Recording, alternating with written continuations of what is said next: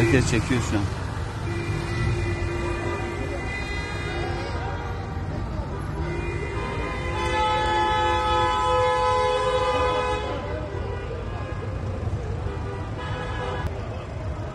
Biri de o tarafta. Adam niye orada kaldı anlamadım ki. Arabanın içinde sıkıyor. Polislere mi sıkıyor? Evet. Cem bize gelirse. Allah etmesin ha. Gelir mi gelir.